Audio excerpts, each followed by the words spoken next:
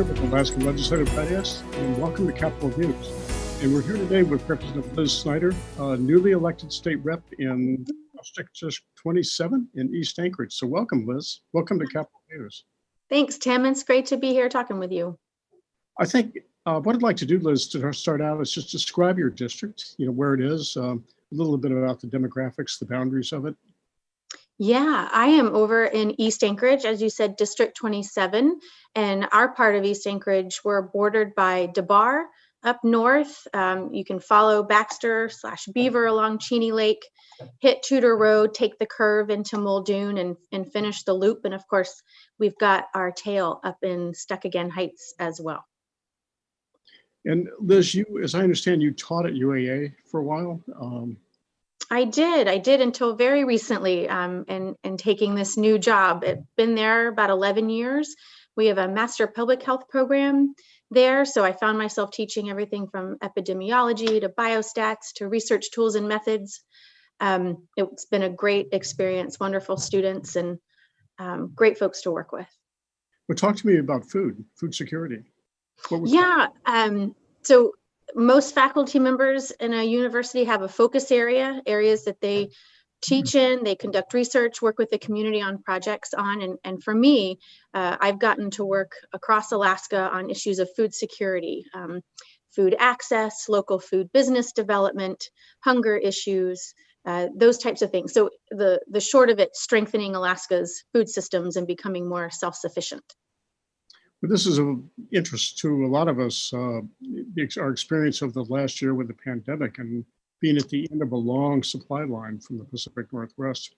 And a lot of us were pretty disconcerted seeing empty grocery store shelves. Absolutely. I think I shared that concern. You hear common stats everywhere between 3 to 10 days of food on a grocery store shelf if we were to have a disruption in our import. And I think that's one of the things that motivates those of us who grow food or work to help people access food is making sure we know where our food's coming from, and if there is a disruption, that we're not caught off guard and that we're not ready.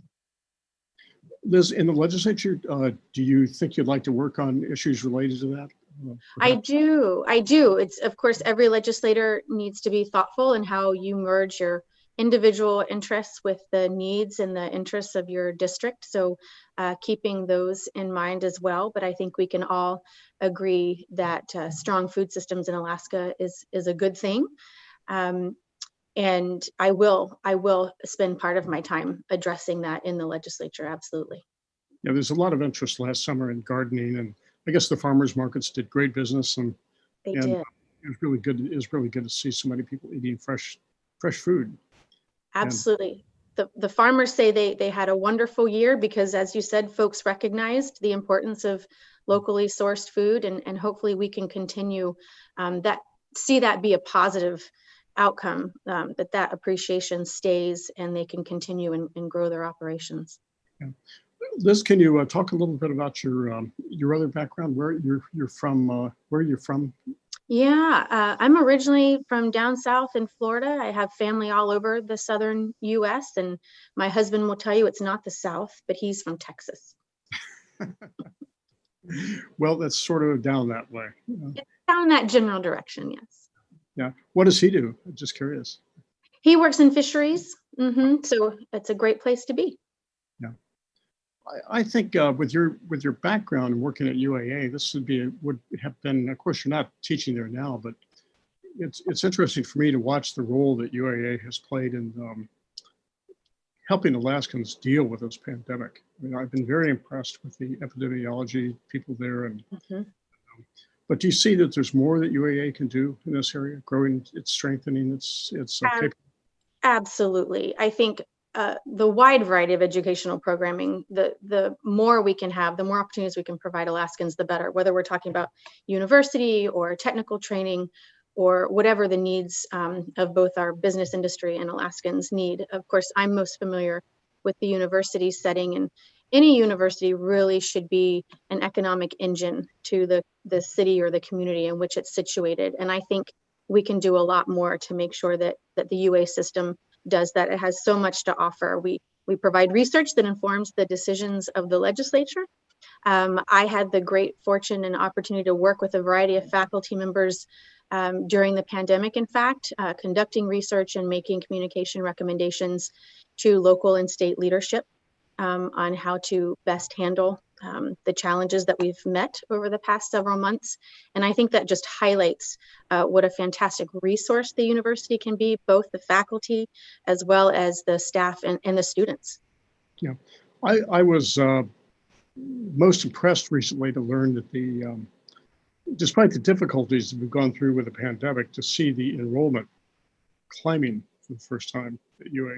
At least the numbers of bodies are still down, but the applications and the acceptances are showing a pretty sharp increase, particularly at UAA.